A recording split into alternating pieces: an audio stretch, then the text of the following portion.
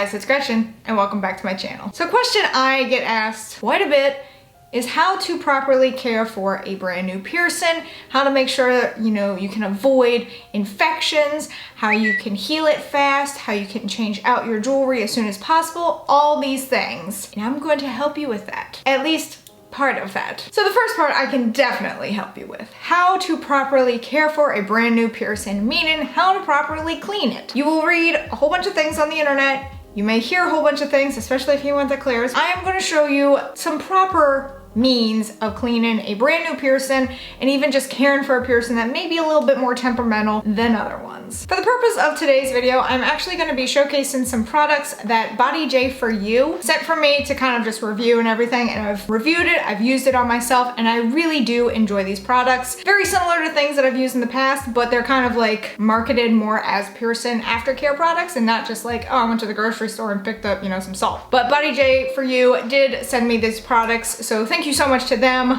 I've worked with them before. They've sent me some plugs and tunnels for a haul that I did, which you can go check out over here. It was a lot of fun. They sent me some really cool pieces. So for this video, I am going to be showing you just the ways that I prefer to care for a brand new piercing and how to heal it and how to, just properly manage it. The first thing you should do is when you are cleaning a brand new piercing, you should limit it to twice a day because over cleaning can actually make it worse. What I tend to do when cleaning a brand new piercing is do it first thing in the morning and then last thing in the evening, right before I go to bed. So like as soon as I get out of bed, before I go to bed.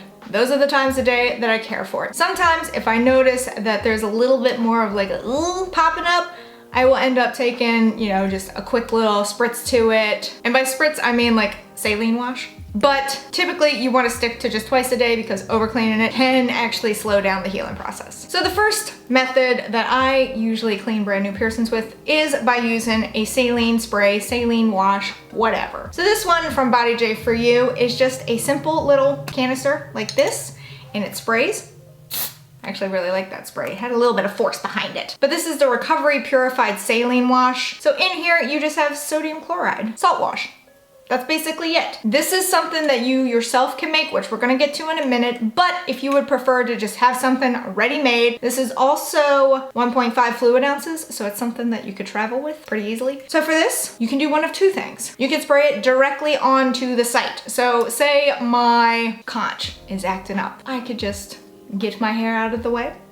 Could take my saline wash. I'm not gonna actually spray it right now because it's fine, but if my conch was brand new or if it was having issues, you just go to it, spritz, spritz. That way it's on both sides. Kind of gets in there, cleans it up a little bit. Something that you need to keep in mind with whether you're making your own salt wash or if you're using a saline wash is you do kind of need to rinse it afterwards because salt can like crystallize and look a little weird if it's exposed to the air and you haven't kind of wiped it away after it's done this thing. And no one wants that. You don't want to like flick up there and all of a sudden you're like, oh, what is that? And it's just salt. That is one method of cleaning with saline solution. The other method is one that I prefer. Mostly I don't typically like to spray directly onto the site. I will if I don't have any Q-tips, but my preferred method is to take a Q-tip, a saline spray, and spray it right onto the Q-tip and then just put it on the site. Kind of roll it around in there without twisting the jewelry, just kind of getting it in there, rolling it around the edges, getting all around there, getting all nice and good in there, and that's it. That's all you gotta do. Those are the two main ways you can use a saline wash. This one is a really nice one. This it smells like nothing. It's quite clearly salt solution. No smell. I also like the spray effort, like it's not that fine mist, it's getting on the Q-tip or whatever you're spraying it directly on. So I really like this one. It's also, this is something good because I know a lot of people don't like H2Ocean because of this. This particular saline solution is preservative free. So it doesn't have all of those extra like chemicals in it. I think H2Ocean does. This one does not. So good option if you just want a pre-made, ready-made saline solution. The next method is creating your own salt wash. So what you need to do that is a cup of warm water. Make sure it's not like boiling hot. You don't want to put boiling hot water on you, but you do want it to be warm because cold is not going to help you so much. Warm will. So this right here is 8 ounces of water. You can see in this glass that it doesn't come all the way to the top. It leaves about a third of nothing there. That's roughly 8 ounces. With that 8 ounces of water, you will then take some salt. So, BodyJ4You did send me this like Pearson specific rinse salt, which is fantastic. I'm excited for that. Usually I just go to the grocery store and I'm like, non-iodized salt, there we go, sounds good. So this is 100% Dead Sea salt. We're getting fancy up in here. It's just in this really nice container. It even gives you directions on the back on the appropriate portions of what you should be making with your salt solution. So you have the 8 ounces of water. You take about a 1/4 teaspoon of this salt, you put it in there, mix it all together, make sure that it is completely dissolved. You can't see any like remnants of salt in there. And then that's when you know your solution is ready. Again, make sure the water is warm. So you would take this off. You don't want salt to go everywhere. You've got some salt in there. 1/4 teaspoon is not a lot. It's like a pinch. Maybe a little bit more than a pinch. And that just gets into the water. Then you need to make sure that it's all stirred up, that it's all good. You want it to be completely dissolved. So with this salt solution, you can apply it several different ways. If you just are cleaning your brand new Pearson, nothing's wrong with it, it's not looking gunky or it's not like infected or inflamed or anything like that, you can do the same thing that you did with the spray. Just take your Q-tip, kind of make sure that it's saturated, get back to your Pearson and rub it around there without twisting the jewelry. So that's one means. Another means, and a lot of people aren't too keen on this, but I do find this is very beneficial if you are noticing that a Pearson is a little bit more gunky, or if you kind of feel like it's about to get infected, take a cotton round, preferably one that's not quite so fluffy.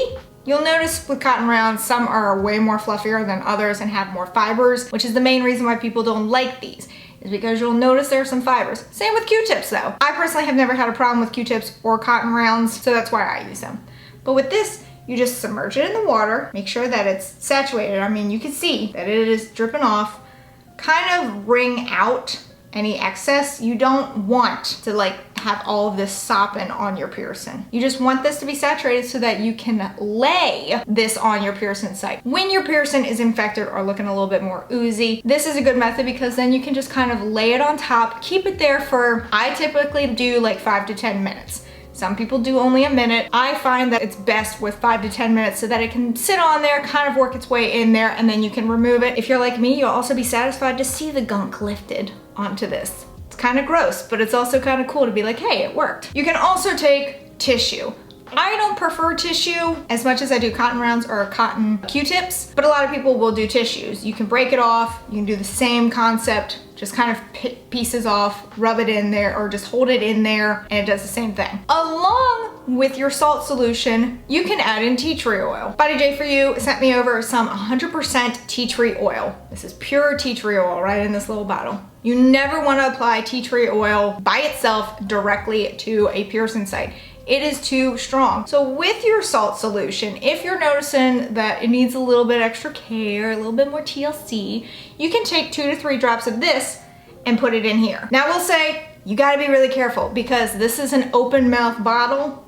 So 1 to 2 drops, that was 3 right there. You gotta be very careful. You don't want a whole lot of tea tree oil because it is really strong. If you prefer to only use 1 to 2, you can do that. 3, I think, would be the max of what you wanted to do because tea tree oil, again, is incredibly strong and abrasive. Once you've added your tea tree oil to the concoction, you put your cotton round, I only have 1, sorry, but you put your cotton round in there, let it soak it up, bring it up, wring out the excess, and put it on your Pearson site. So those are my preferred methods of cleaning brand new Pearsons. These are new Pearsons, these are not ones that you've had for a while. For me, when I've had a Pearson for a while, and if I notice like it gets a little flaky now and then because I do have really dry skin just all over, I will take a Q-tip, just take the saline spray, clean it up, and then that's it. Other times, I just wash them in the shower. You wanna make sure that you rinse that off first of all, but that's a really good way to cleanse your Pearsons. But this video is primarily if you've gotten a brand new Pearson, if it's acting up a little bit, and how to properly care for it so that you can heal it faster and change out that initial jewelry faster. Unfortunately, there is no method to speed up the healing process. You just kind of have to go with it, follow the procedures to a T. Your body will do the work. It'll heal it how it needs to. If that's 6 weeks, great, fantastic. If that's 6 months, You just gotta be patient. Unfortunately, there is no method of being like, ah, yes, I can cut it down by 4 weeks. Unlike Claire's trying to tell you that they have a solution for that. I also have one more product that I would like to kind of show you all because I'm fascinated by it, and I recently did a video on these things. So when BodyJ4You sent it to me, I got really is a little embarrassingly excited because I've never actually tried something like this before, and that is numbing cream. So in a video I talked about how to make piercings hurt less, and one of the methods was numbing creams. Numbing creams are sometimes frowned upon. Some tattoo artists or piercing artists will say, sure, go ahead and use it, just let me know that you used it before I start doing whatever it is I'm doing. Other people are just like, just suck it up and go with it. I've always been on the fence about it. If you think that you could handle something better by using numbing cream, go for it. That doesn't mean that the numbing cream is gonna last the entire time that you're getting whatever it is done, but if you think it will help you, go for it. So when BodyJ4You sent me this, I was like, heck yes, I've got to try this out. Not when I'm actually getting a piercing or a tattoo or anything like that, but the purpose of their numbing cream, they actually have the instructions on the back. So, listen up. First of all, the uses are to temporarily relieves pain and itching due to minor cuts, minor scrapes, sunburn, minor skin irritations, minor burns, and insect bites. So I could have really used this summer with all the mosquito bites I got. But, directions. Apply externally to the affected area up to 3 to 4 times daily. So what I'm getting from this numbing cream is that if you've gotten a piercing and it's really hurting you, you can put this on around the site. Do not put it directly on the piercing. So like say, let's go over here. Say my mid helix. It won't stop hurting.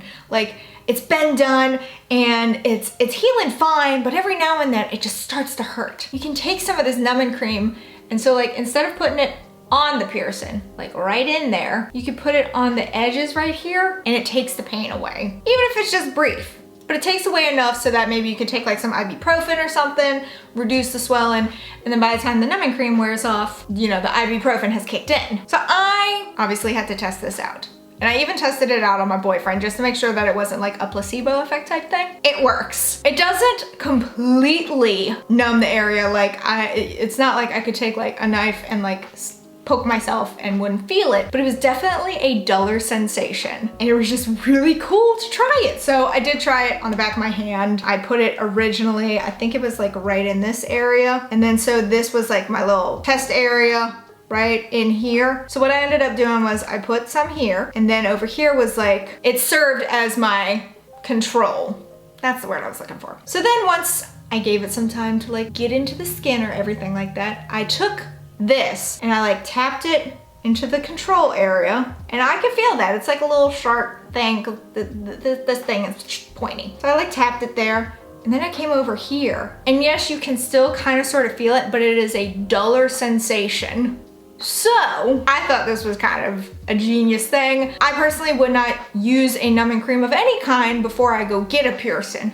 But if after I've gotten a piercing done, it's like no matter what I'm doing, it's just hurting, put it around the piercing site and it dulls the sensation so it's not quite so excruciating. I personally think this is pretty cool. And now I'm excited that I finally got to actually try numbing cream instead of just being like, you can try this and see if it helps you without actually having any experience with it. And now I have experience with it, so that's really cool. Again, this video is like an updated how I care for brand new piercings, and this is actually pretty timely because now that like I've gotten past a really busy part of my day job, my mom and I are thinking about going to get piercings together. Places are still not doing oral piercings, so I'm gonna have to hold off on my labrae. But I am gonna get my second forward helix done and potentially a second conch over on this ear. I have it on this side, might get it on this side. But now that I have these products from BodyJ4You, I'm definitely gonna be using them to clean whatever brand new piercing that I get. And if I find anything excruciatingly painful, I'm gonna be using this and I will give you all updates.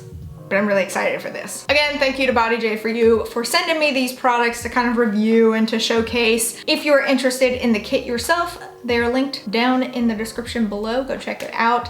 BodyJ4You is a great company. I really enjoy their jewelry as well as their aftercare products, so definitely give them a look. Go check them out. If you have any questions about aftercare, leave them in the comments below. Again, I like to reiterate that I am a piercing enthusiast, not a professional of any kind when it comes to piercings. Just an enthusiast. But that is it for this video. If you enjoyed it, please give it a big ol' thumbs up. Go down there and hit that subscribe button, wherever it may be. I don't know. Even though I do, this is just my shtick now. Also hit that notification bell in case you want to know when I upload, and in case YouTube wants to let you know when I upload, because I would really appreciate it. And until next time, bye guys.